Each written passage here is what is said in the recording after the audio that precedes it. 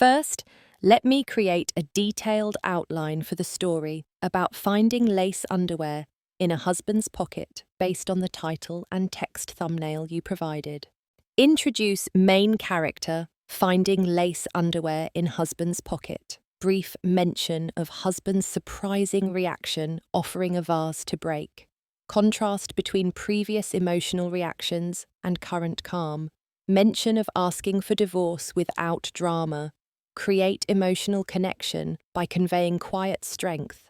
End with call to action, asking viewers where they're watching from requesting likes and subscribes. Mentioning how relationships sometimes reach breaking points. Main character's background and personality. Meeting her husband, Andrew. Their whirlwind romance and connection. Early marriage, happiness and dreams. Character's career as a teacher. Andrew's work in marketing, their comfortable lifestyle in suburban home, first few happy years of marriage, their social circle and friendships, plans for starting a family, the deep trust and communication they once shared, little signs of change that were initially overlooked, Andrew's behaviour beginning to change, more work trips and late nights at the office, growing emotional distance, main character's attempts to reconnect, first suspicions but self-doubt, finding strange texts but accepting explanations, friends noticing changes in Andrew, her explosive reactions to early signs of possible infidelity, arguments becoming more frequent, Andrew's increasing secrecy around his phone, unexplained expenses on credit card statements, main character's emotional turmoil and anxiety, attempts at marriage counselling that Andrew abandons, her pattern of emotional confrontations and his denials, main character becoming investigative, finding hotel receipts for local stays, confronting Andrew with evidence and his gaslighting, his accusations that she's paranoid and unstable, her increasingly dramatic emotional reactions, breaking things during arguments, Andrew using her emotional responses against her, friends' concerned advice being ignored, her health suffering from the stress, losing weight, not sleeping, still trying to save the marriage despite everything, Andrew's manipulative apologies and temporary improvements, the cycle of suspicion, confrontation, denial, and reconciliation, her growing realization that she's losing herself, the day of finding the lace underwear, detailed account of doing laundry and checking pockets, the moment of discovery and immediate physical reaction, waiting for hours for Andrew to come home, the calm that comes from absolute certainty, Andrew's arrival and casual greeting, the confrontation in living room, presenting the underwear without emotion, Andrew's familiar denial pattern beginning, his surprising action of offering the vase to break, his speech about her predictable emotional reactions, the realization that he's been manipulating her reactions for years, the moment of clarity about the entire relationship. The power of responding with quiet dignity instead of emotion, asking for divorce without drama or tears, Andrew's shock at her calm response, the strange peace that comes with the decision, the days following the divorce request, Andrew's attempts to provoke, emotional reactions, her maintained composure and boundary setting, moving to separate bedrooms, the practical steps of initiating divorce, finding more evidence of affairs now that she's truly looking, multiple women, not just one, discovering the extent of Andrew's deception, his attempts to manipulate her into changing her mind, pressure from his family to reconcile, her strength in facing social judgment, friends taking sides in the divorce, the freedom found in emotional detachment, beginning to reconnect with herself, rediscovering interests and passions, the power shift in their relationship, Andrew's increasing desperation as his control disappears, her growth in confidence and self-respect, the final confrontation where Andrew admits everything, her reaction of pity rather than anger, the divorce process moving forward, finding a new place to live, the initial loneliness and doubt, establishing new routines and habits, support from true friends who remained, returning to teaching with renewed passion, therapy, helping process the emotional trauma, learning about gaslighting and manipulation, understanding the patterns she fell into, forgiving herself for staying too long, the first holidays and milestones alone, awkward encounters with mutual friends, news about Andrew's continuing relationships, her indifference to his life now, finding joy in independence, rediscovering her voice and opinions, taking up new hobbies and interests, travel and adventures alone, building a new social circle, the first tentative steps toward dating again, learning to trust her instincts, setting healthy boundaries in all relationships, the moment she realized she was truly happy again, reflections on growth and strength found through pain, 3 years after the divorce, the person she has become, completely healed and thriving, chance encounter with Andrew, his apparent unhappiness and continued patterns, her compassion without regret, meeting someone new who respects boundaries, building a relationship based on honesty and respect, the difference in healthy versus toxic love, lessons learned about self-worth, the value of calm strength over emotional reactions, how losing everything led to finding herself, the unexpected gift of the betrayal, looking forward to the future with hope, the importance of trusting instincts, red flags she'll never ignore again, advice for others in similar situations, the power of choosing oneself, finding happiness within before seeking it with others, reflections on the journey from betrayal to self-love, final thoughts on forgiveness and moving forward, the peace that comes from living authentically, call to action for viewers to share their stories and support each other, encouragement for those still in painful relationships. Now, I'll write the complete story based on this outline. I'm Sarah, 35 years old, and I once believed love meant passionate arguments and dramatic reconciliations. For years, I screamed and cried when my husband hurt me, thinking emotional outbursts proved how deeply I cared. The day I found lace underwear in Andrew's pocket, he calmly handed me a vase and said, "Go ahead, break it like always." But something inside me had finally broken instead. I quietly set the vase down, looked him directly in the eyes and said, "Let's get a divorce." Where are you watching from today? Hit like and subscribe if you've ever reached that silent breaking point where clarity replaces chaos, because sometimes the strongest response isn't the loudest. I met Andrew Mason during my second year teaching high school English in Portland. He came to speak to my students about careers in marketing as part of our school's professional development week. Tall, with warm brown eyes and an easy smile, he captivated not just my students but me as well. The way he engaged with the teenagers, making complex marketing concepts accessible and interesting, showed a natural charisma that I found irresistible. After his presentation, I approached him to express my thanks, awkwardly fumbling over my words. Instead of politely nodding and walking away, he asked if I'd like to grab coffee sometime to discuss potential collaboration between his agency and my English classes. That coffee turned into dinner,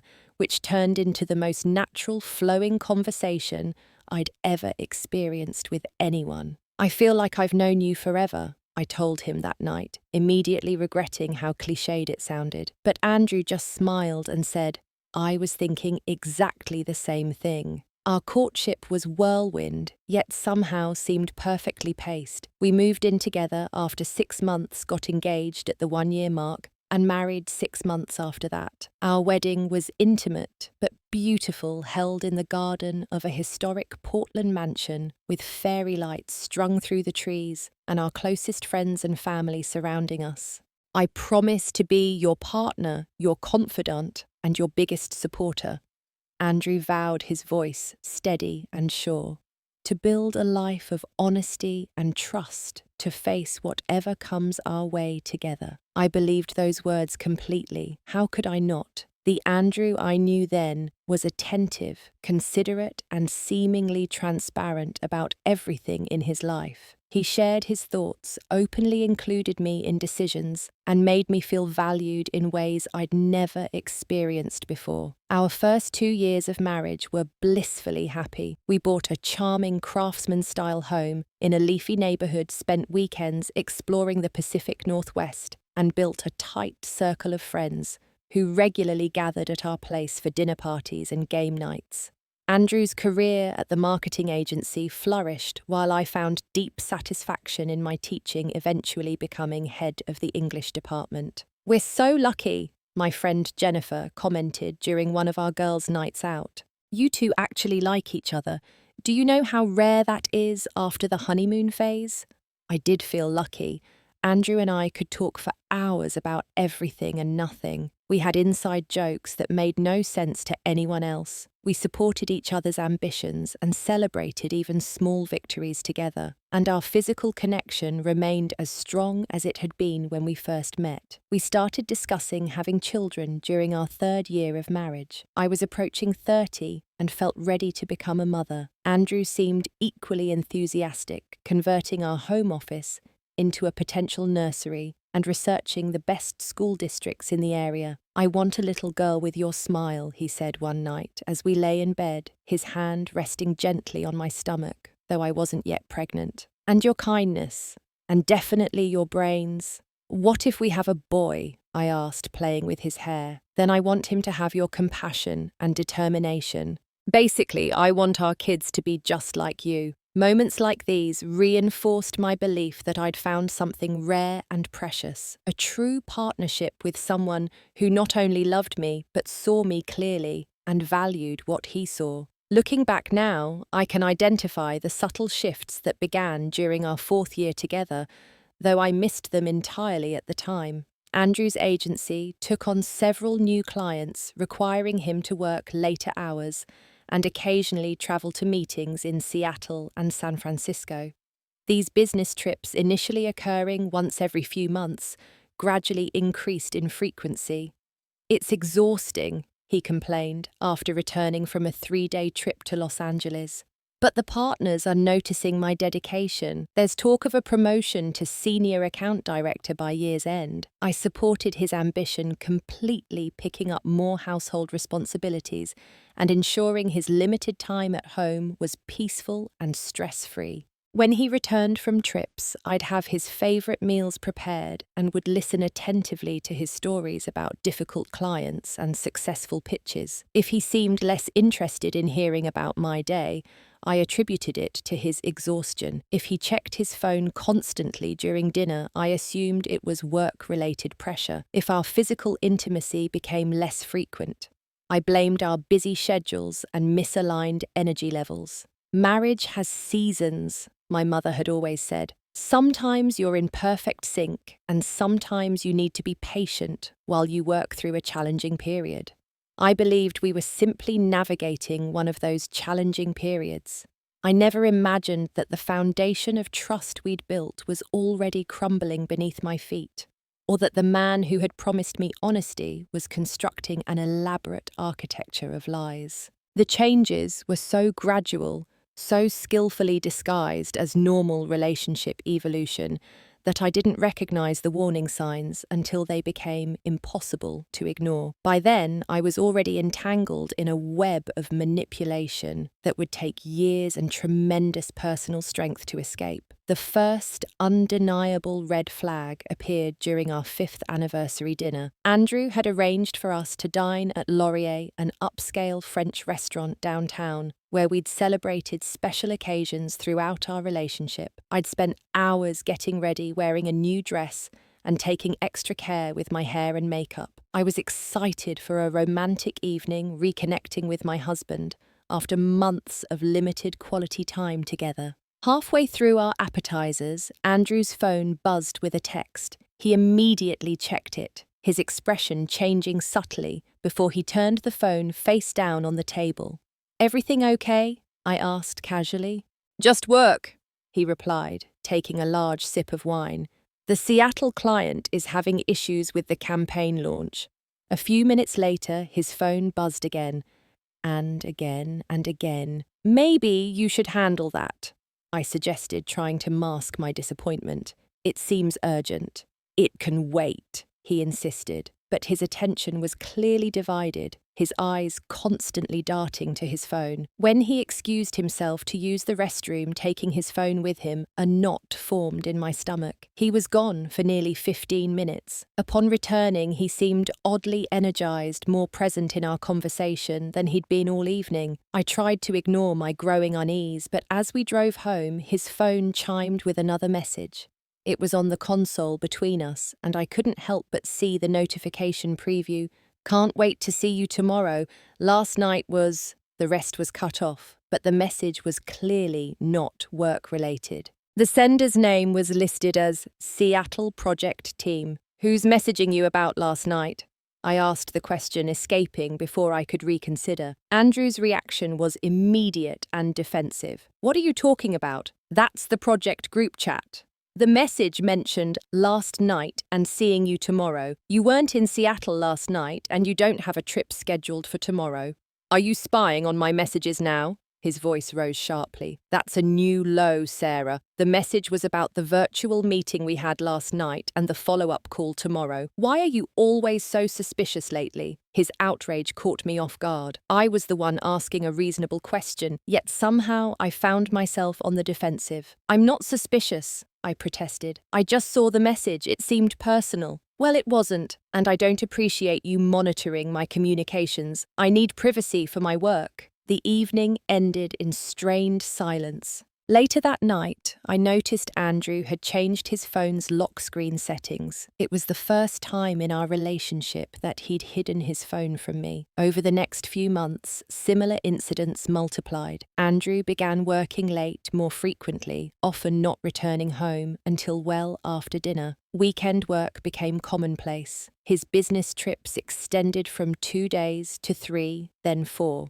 During one such trip to San Francisco, I called his hotel room at 11 p.m. to say goodnight, only to be told by the front desk that there was no Andrew Mason registered as a guest. When I confronted him the next day, he explained that the reservation was under his company's name, not his personal name. It sounded plausible, but doubt had taken root. My suspicions grew when I noticed unfamiliar charges on our joint credit card, a high-end restaurant in Portland, on a night he'd claimed to be working late, a jewelry store purchase that I'd never received as a gift, a downtown hotel charge during a week when he had no out-of-town clients. "The restaurant was a client dinner I forgot to submit for reimbursement," he explained. "The jewelry was supposed to be a surprise for your birthday, but I returned it when I found something better. And the hotel charge must be a mistake. I'll call the bank." Each explanation seemed reasonable on its own, but together they formed a pattern that became increasingly difficult to dismiss. When I tried to discuss my concerns, Andrew would turn the conversation around,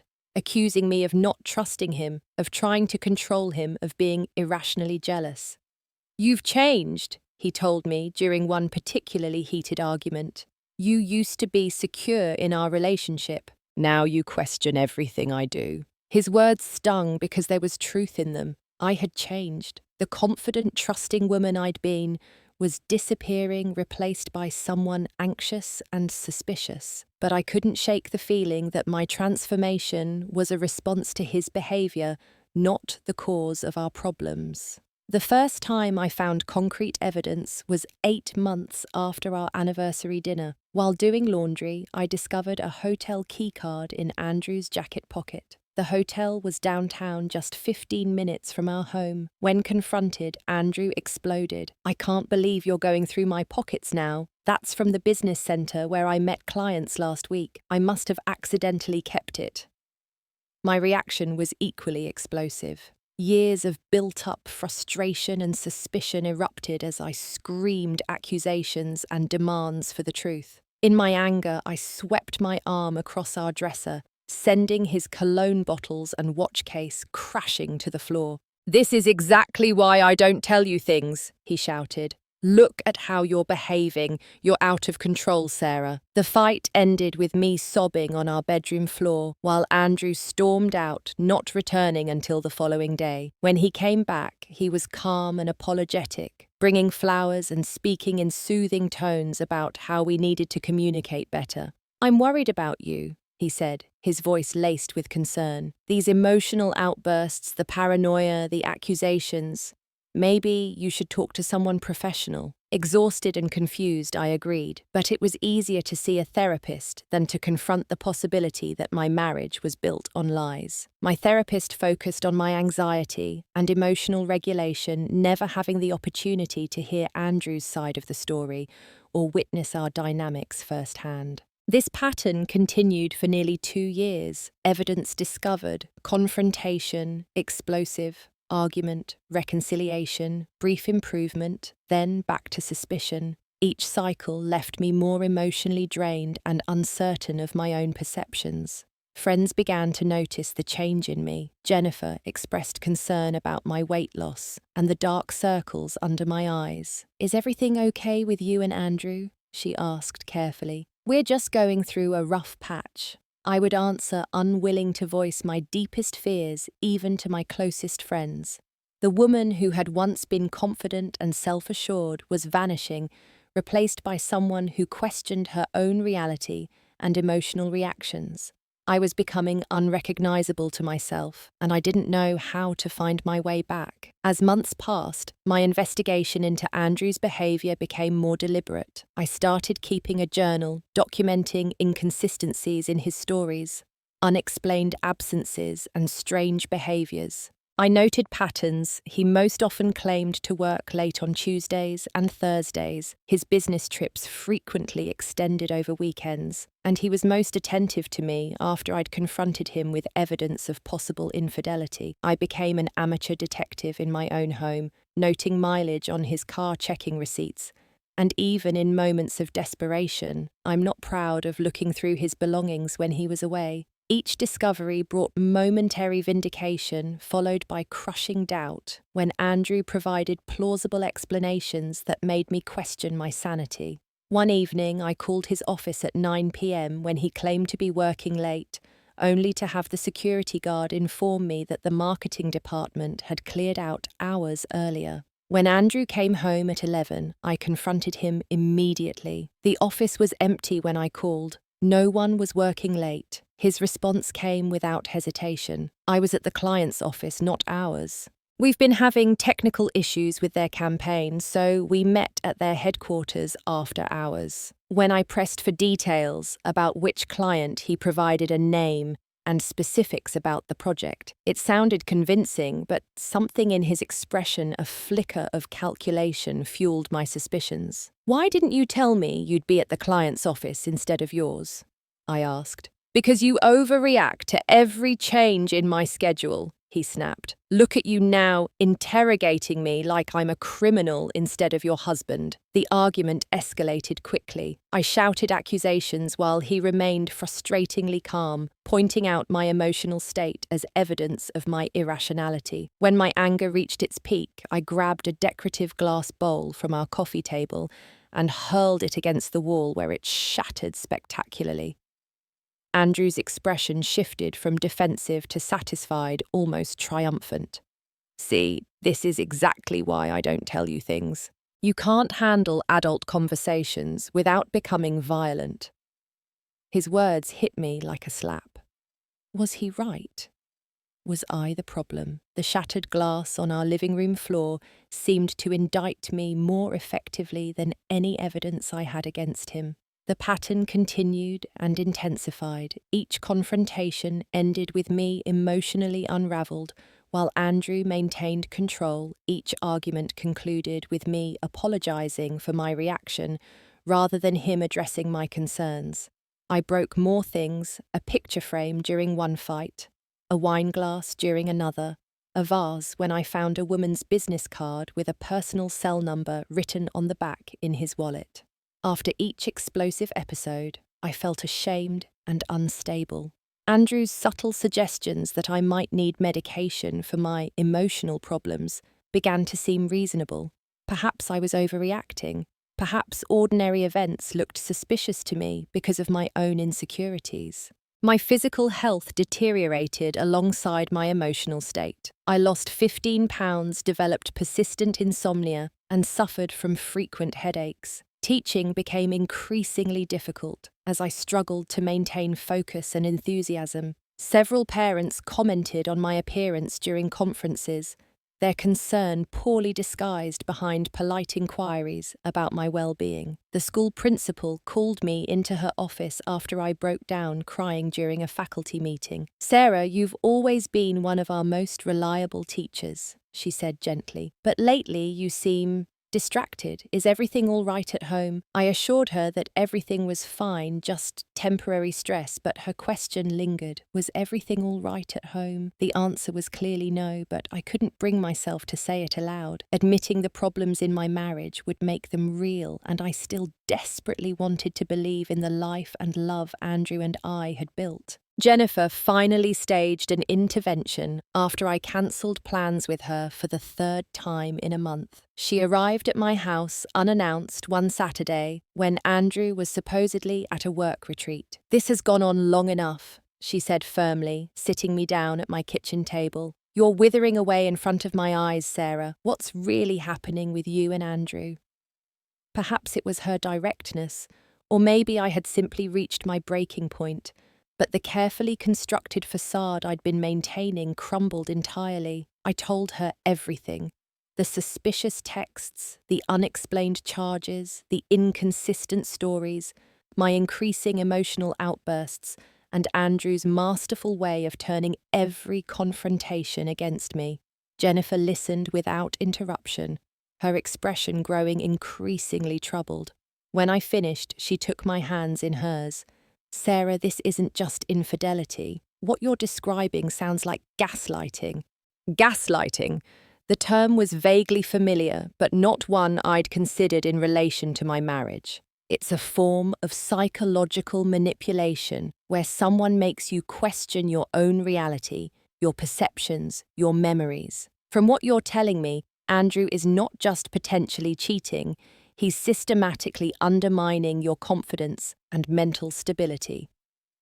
Her words struck a chord so profound that I physically recoiled. She continued speaking gently but firmly. "Think about it. You find evidence he denies it and provides an alternative explanation. You get upset he focuses entirely on your reaction rather than addressing your concerns. He subtly suggests you're becoming unstable. He isolates you by making you too emotionally exhausted to maintain other relationships. These are classic manipulation tactics, Sarah. I wanted to defend Andrew, to defend my marriage, but Jennifer's assessment aligned too perfectly with my experiences to dismiss.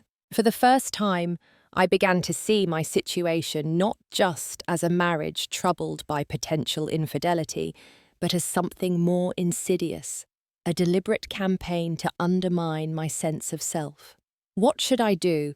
I asked, my voice small. "First, stop breaking things," Jennifer advised. "That's playing right into his hands, giving him ammunition to paint you as unstable. Second, start documenting everything calmly and factually. And third, consider what you really want. If he is doing everything you suspect, is this marriage something you want to save?"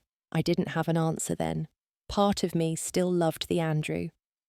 I thought I had married, still clung to the hope that there was an innocent explanation for everything, that we could find our way back to the happiness we'd once shared. What I didn't realise was that the decision would soon be made for me in a moment of clarity that would come not from discovering more evidence of betrayal, but from recognising the person I had become in response to it. It was an ordinary Tuesday afternoon in late September when my world finally shattered completely. I was sorting laundry in our bedroom, a mundane domestic task that had become fraught with tension and investigation. Checking pockets before washing had become second nature, not just as a practical laundry step, but as part of my ongoing detective work. When my fingers brushed against something in the pocket of Andrew's suit pants, my heart immediately accelerated. Slowly, I withdrew a small piece of black lace fabric, unmistakably a pair of women's underwear. They were expensive, delicate, and definitely not mine. The physical evidence in my hand was so blatant that it momentarily stunned me. After years of chasing shadows and doubting my perceptions, here was something concrete that couldn't be explained away as a misunderstanding or paranoia. I sat heavily on the edge of our bed, the lace underwear resting on my palm. Strangely, the tears I expected didn't come. Neither did the familiar rush of adrenaline and rage that had accompanied previous discoveries. Instead, I felt an odd, detached calm spreading through me, as if I were observing someone else's crisis, rather than living my own. For hours I sat in our bedroom, the physical evidence of Andrew's betrayal beside me on the nightstand. I thought about our marriage, not just the recent troubled years, but the entirety of it. Had there been signs from the beginning that I'd missed? Had I been selected precisely because Andrew had recognized something in me that could be molded and manipulated? Or had something changed along the way, transforming the man I loved into this stranger who seemed to take satisfaction in my emotional unraveling? I thought about myself, about the strong, confident woman I'd been before, and the anxious, reactive person I'd become. The realization that I had lost myself trying to save a marriage that perhaps had never been what I thought hit me with surprising force. By the time I heard Andrew's key in the front door at 7 that evening, I had achieved a clarity that had eluded me for years. I was sitting calmly in our living room, the lace underwear placed on the coffee table between us. My hands were folded in my lap, my breathing steady, my mind remarkably clear. "Hey," Andrew called as he entered, his voice casual. "Sorry I'm late. Client meeting ran long." When he walked into the living room and saw me sitting there so still, he paused. "Everything okay?" I gestured to the coffee table without speaking. His eyes followed my hand, widening slightly when he saw what rested there. "I found these in your pocket today," I said, my voice surprisingly steady. "They're not mine." I expected denial, explanations, outrage at my accusation. Instead, something unexpected happened. Andrew's expression shifted from surprise to a strange, calculating look. He walked to the decorative shelf by our fireplace and picked up a small glass vase I'd always loved, a wedding gift from my grandmother. He returned to stand in front of me, holding out the vase. "Here," he said, his tone almost bored. "Go ahead and break it. Throw it at the wall like you always do. Scream, cry, make your scene." I stared at him, momentarily confused. "That's what happens next, right?" He continued, his voice taking on a mocking edge. "You find something, you confront me, you have an emotional meltdown that makes you look crazy, and then we never actually address the real issue because your behavior becomes the problem instead of mine." The calculated nature of his response struck me like physical blow. He was admitting it, not just the infidelity suggested by the underwear, but the manipulation that had followed each discovery. He'd been counting on my emotional reaction, perhaps even provoking it deliberately to maintain control of our narrative. With perfect clarity, I saw the trap I'd fallen into repeatedly. My emotional outbursts, while understandable responses to betrayal, had served his purposes perfectly. Each broken object, each tearful accusation had allowed him to position himself as the rational partner dealing with an unstable spouse. Without taking the vase, I looked directly into his eyes. "No," I said quietly. "I'm not going to break anything. I'm not going to scream or cry." A flicker of uncertainty crossed his face for the first time. "I don't need to know who she is," I continued, my voice steady. "I don't need explanations or apologies. I've spent years trying to make sense of things you never intended to explain honestly. I'm done with that now." I stood up, still maintaining eye contact. "Let's get a divorce, Andrew." The vase in his hand wavered slightly. This calm, direct approach clearly wasn't what he had expected or prepared for. His script had been disrupted. "Sarah, come on," he attempted, his tone shifting to conciliatory. "Let's talk about this reasonably. Yes, I made a mistake, but—" "No," I interrupted, surprised by my own firmness. "This isn't a negotiation or a discussion. My decision is made. I'll be contacting a lawyer tomorrow." "You're overreacting." He tried again, setting down the vase and reaching for my arm. One mistake doesn't erase 7 years of marriage. I stepped back, avoiding his touch. It wasn't one mistake, though, was it? It's been years of lies, manipulation, and gaslighting. I see that now.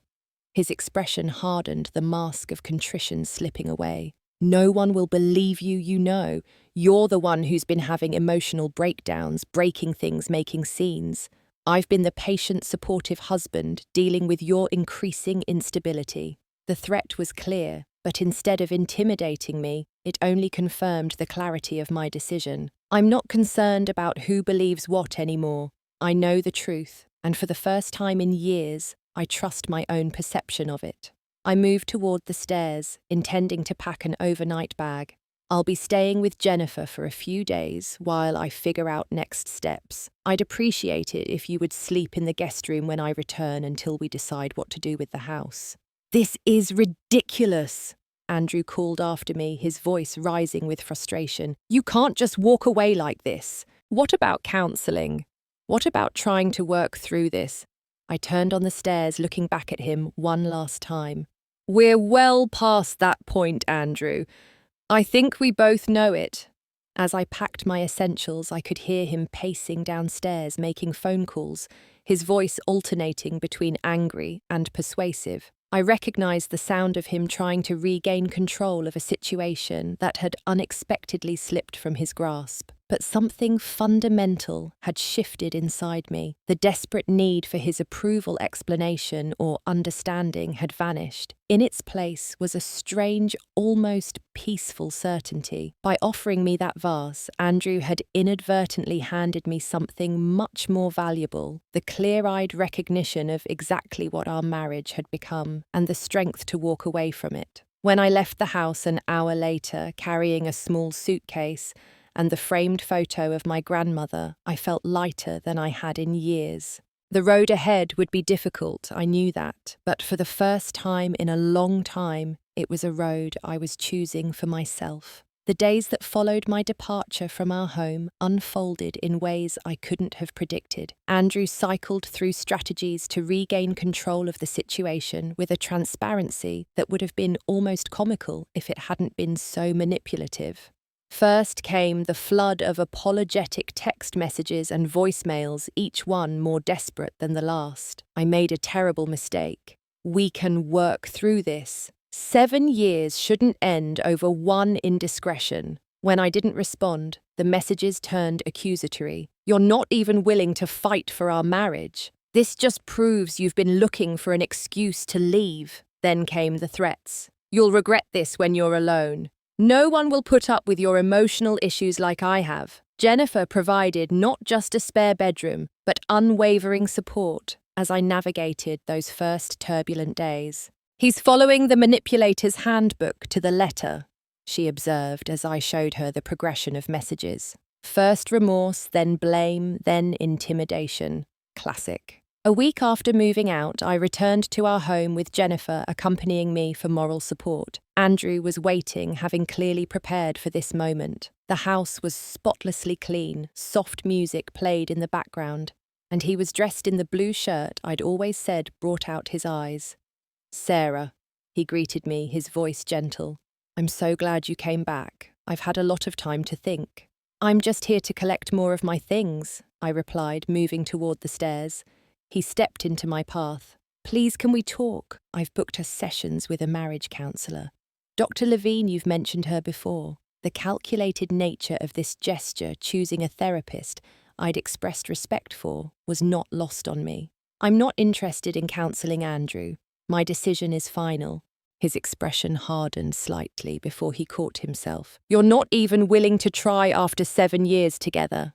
I have been trying, I pointed out calmly. For years, I've been trying to understand why our marriage didn't feel right, why your stories didn't add up, why I felt increasingly unstable around you. Now I understand, and I'm making a healthy choice to end a harmful relationship. The flash of anger in his eyes confirmed what I already knew. He wasn't accustomed to me speaking with such clarity and confidence. Without waiting for his response, I moved past him and up the stairs to continue packing my belongings. Over the next several weeks, as I worked with my lawyer to initiate divorce proceedings, more evidence of Andrew's infidelity emerged. My calm departure had apparently rattled him enough that he became careless. Credit card statements revealed regular charges at hotels and restaurants I'd never visited. Phone records showed frequent calls to several numbers I didn't recognize, often lasting late into the night on evenings he'd claimed to be working. Most damning was the discovery of a second phone hidden in his golf bag, a burner phone with messages to at least 3 different women, some dating back more than 2 years. The messages revealed not just physical affairs, but emotional ones, with Andrew telling each woman some version of the same story. He was trapped in a marriage with an emotionally unstable woman, planning his exit strategy, just needing time to arrange things properly. When confronted with this evidence during a meeting with our lawyers, Andrew attempted to paint me as the unstable, vindictive wife invading his privacy. "She's been increasingly paranoid for years," he told his lawyer loudly enough for me to hear, breaking things, having emotional outbursts, accusing me constantly. I stayed as long as I could out of concern for her mental health. In my lawyer, a sharp-eyed woman in her 50s, who had seen every divorce tactic imaginable, was unimpressed. "Mr. Mason," she interrupted, "your characterization of my client doesn't align with the documentation we've gathered. We have statements from friends, colleagues, and even your former assistant attesting to Mrs. Mason's stability and your pattern of manipulation." The mention of his former assistant visibly startled Andrew. Lisa had worked for him for 3 years before abruptly leaving the agency. I had always wondered about her sudden departure, but had accepted Andrew's explanation that she'd received a better offer elsewhere. Apparently, she had her own story to tell about Andrew's behavior. As the divorce proceedings continued, I moved into a small apartment closer to my school. The space was modest compared to our house, but felt extraordinarily peaceful. For the first time in years, I didn't have to analyze every conversation for inconsistencies or brace myself for confrontations. I could simply exist, rediscovering who Sarah was apart from Andrew's influence. My friends noticed the change in me almost immediately. "You're standing straighter," Jennifer observed one evening as we prepared dinner in my new kitchen, "and your eyes are clear again." The process of untangling our lives was complicated by Andrew's continuing attempts to control the narrative. He told mutual friends that I'd had a mental breakdown. He suggested to my parents, who lived in Florida, that they should come check on my well-being. He even contacted my principal under the guise of concern, implying that my emotional state might affect my teaching abilities. These tactics might have worked during our marriage when I was constantly doubting myself, but the clarity I'd found that day with the lace underwear remained. Each manipulative action only strengthened my resolve and confirmed the rightness of my decision. 3 months into the separation, Andrew requested a meeting without our lawyers present. Against Jennifer's advice, I agreed, choosing a public coffee shop for the encounter. He arrived looking less polished than usual, with shadows under his eyes suggesting sleepless nights. "You look good," he said as he sat down across from me. "Really good."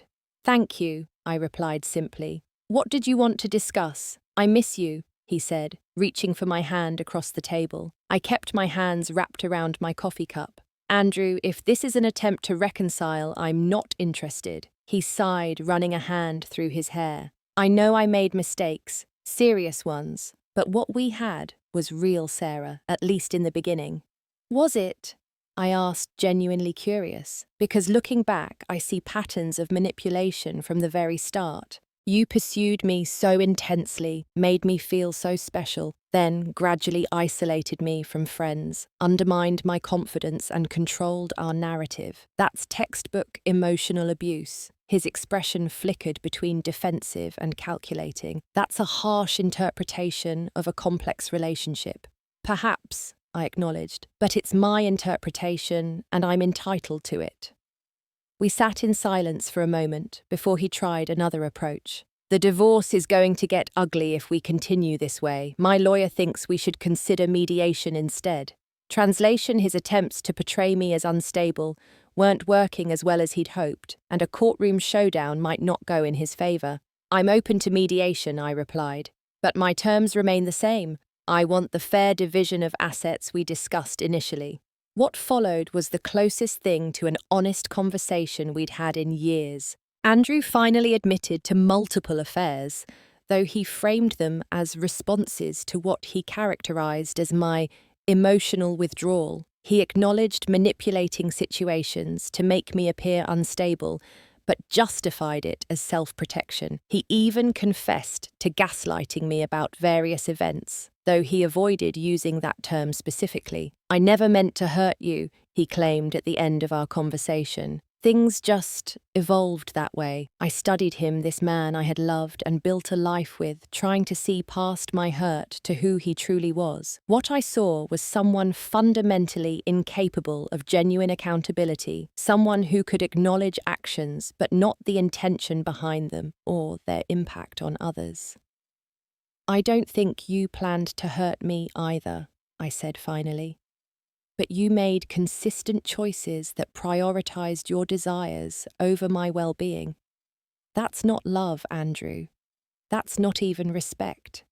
As I walked away from that coffee shop, I realized I'd achieved something significant. I'd faced my manipulator, directly maintained my boundaries, and walked away intact. The woman who had once broken vases in desperate attempts to be heard had found her voice in quiet strength instead. The formal dissolution of our marriage took 11 months from the day I found the lace underwear to the final signing of documents. Compared to many divorces, ours ended relatively amicably on paper with a fair division of assets and no ongoing financial entanglements. Andrew, perhaps recognizing that further conflict wouldn't serve his interests, eventually stopped contesting every detail and agreed to reasonable terms. The emotional dissolution, however, had begun years earlier, though I hadn't recognized it then. The distance between us hadn't been caused by busy schedules or normal relationship evolution, but by Andrew's deliberate choices to live a double life while systematically undermining my perception of reality. My first year of independence was both liberating and terrifying. After 7 years of marriage and nearly 2 years of intense psychological manipulation, I had to relearn how to trust my own judgment and instincts. Simple decisions sometimes paralyzed me as I heard Andrew's voice in my head questioning my choices or suggesting alternatives that benefited him. Therapy became an essential part of my healing process. My therapist, Dr. Westfield, specialized in recovery from narcissistic relationships and helped me identify the patterns of manipulation I'd experienced. "You're not unusual in having been vulnerable to this kind of relationship," she assured me during an early session. "Empathetic, trusting people who see the best in others are often targeted precisely because of those positive qualities." "I still don't understand how I missed the signs," I confessed. "I'm an educated person. I should have recognized what was happening." "Gaslighting works because it's incremental," she explained. "No one walks into a relationship expecting to be manipulated, so we make reasonable explanations for unreasonable behaviors. Each small incident seems explainable on its own. It's only when you step back and see the pattern that the truth becomes clear." Gradually, I began rebuilding my life on my terms. I redecorated my apartment in colours and styles I loved, but that Andrew had dismissed as too feminine or impractical. I reconnected with friends I'd lost touch with during my marriage, some of whom revealed they'd been deliberately pushed away by Andrew's subtle criticisms or scheduling conflicts. "He always made me feel unwelcome," my college friend Megan admitted during a reunion lunch. "He'd make these little comments about my divorce or my career choices that made me uncomfortable. Eventually, it was easier to just stop coming around." "Why didn't you tell me?" I asked. She looked down at her plate. "I tried once. You defended him so strongly that I realized you weren't ready to hear it. People have to come to these realizations in their own time." Teaching became my anchor during this period of transition. In my classroom, I was still the confident, capable person I'd been before Andrew, My students responded to the renewed energy I brought to our discussions, and several parents commented on the positive change they noticed in my demeanour. "Ms. Mason seems happier this year," I overheard one student telling another in the hallway. "She smiles more." Financially, the divorce left me stable but not wealthy. Our house had sold for a good price, providing each of us with a reasonable sum after the mortgage was paid off. I had my teaching salary and a small inheritance from my grandmother that I'd managed to keep separate from our marital assets. It wasn't luxury, but it was security and independence. Dating was another matter entirely. The idea of being vulnerable with someone new terrified me. What if I couldn't recognize the warning signs again? What if my judgment was permanently flawed? "You're not the same person you were when you met Andrew." Dr. Westfield reminded me when I expressed these fears. "You have awareness and tools now that you didn't have then." My first tentative steps back into the dating world came nearly 18 months after my divorce was finalized. James was a history teacher at a neighboring school, introduced by a mutual colleague at an education conference. Our first date was for coffee on a Saturday afternoon, public brief and low pressure. I was married for 7 years. I told him directly when the topic of past relationships arose. It ended badly, and I'm still processing some aspects of that experience. "I appreciate your honesty," he replied. "I was in a long-term relationship that ended 2 years ago. She decided she wanted different things in life, which was painful, but ultimately for the best. We're actually on good terms now." His straightforward acknowledgement of pain without villainizing his ex struck me as a healthy sign. There was no victimhood narrative, no subtle undermining, just a mature recognition that relationships sometimes end despite best intentions. We began seeing each other casually, museum visits, hiking trips, occasional dinners. James was patient with my boundaries and never pushed for more intimacy than I was ready to offer. When something bothered me, I could express it directly without fear of his reaction spiraling into manipulation or gaslighting. This is what healthy communication feels like. I realized one evening after we'd navigated a minor disagreement about movie choices without drama or underlying tension. The contrast with my marriage was startling. As the second anniversary of my divorce approached, I found myself in a place of genuine contentment. My relationship with James was developing slowly but positively. My career was flourishing with a promotion to department head on the horizon. My apartment had become a true home, reflecting my personality and preferences. Most importantly, I had reclaimed my sense of self, my confidence in my perceptions, my trust in my instincts, my belief in my own worth. The final piece of my healing came unexpectedly during a chance encounter at a new restaurant downtown. I was dining with Jennifer when Andrew walked in with a woman I didn't recognize. He saw me immediately, hesitating briefly before approaching our table. "Sarah," he greeted me, his tone carefully neutral. "You look well." "Thank you," I replied. "So do you." He introduced his companion as Melissa, a client from his agency. The awkwardness was palpable, but not overwhelming. After a few minutes of stilted conversation, they moved to their table on the other side of the restaurant. "Are you okay?" Jennifer asked once they were out of earshot. I considered the question seriously. Seeing Andrew had once been the center of my emotional universe, the person whose approval and love I had desperately sought, even as he systematically undermined my sense of reality.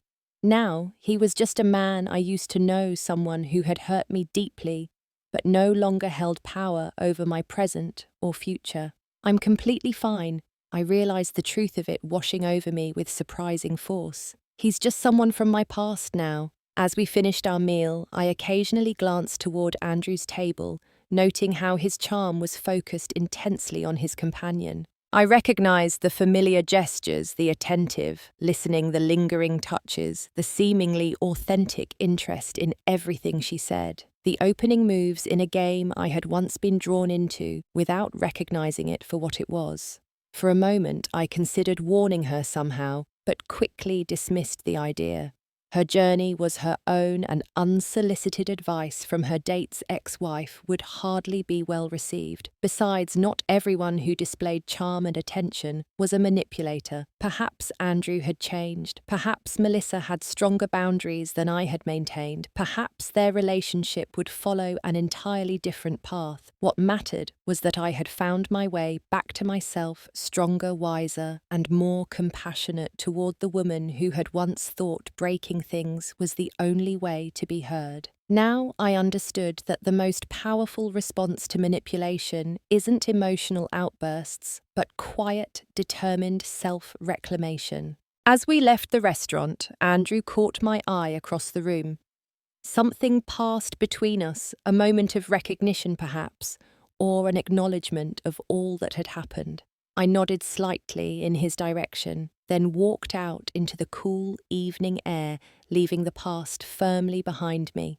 3 years have passed since my divorce was finalised, 5 since that pivotal moment when I found lace underwear in Andrew's pocket and chose dignity over drama. Those years have brought changes I could never have imagined during the darkest days of my marriage. Professionally, I've thrived. My position as English department head led to opportunities to develop curriculum for the entire district, and last year I was recognised with the state's Excellence in Education Award. The confidence I've regained influences every aspect of my teaching, allowing me to mentor younger teachers and advocate effectively for my students. My relationship with James evolved naturally into a partnership based on mutual respect and genuine care. 2 years ago, we moved in together, blending our lives in a way that preserves independence while creating shared joy. Unlike my whirlwind courtship with Andrew, our relationship has developed at a pace that allows for careful consideration and honest communication. I never feel like I have to walk on eggshells with you,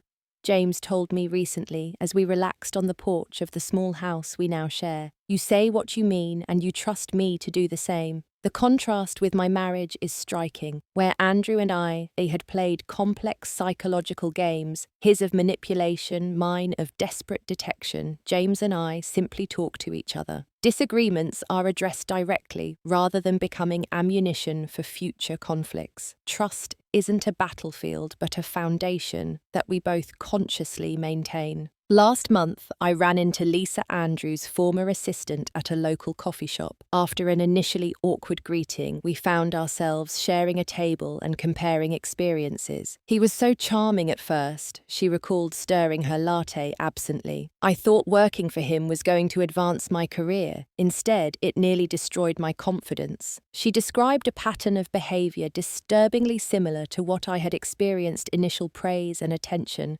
followed by subtle undermining gaslighting about workplace events, and finally inappropriate advances that she had rejected. When I threatened to report him to HR, he started telling everyone I was emotionally unstable and making things up, she explained. Several colleagues believed him because he'd been laying that groundwork for months, mentioning my mood swings in meetings, suggesting I was oversensitive to feedback.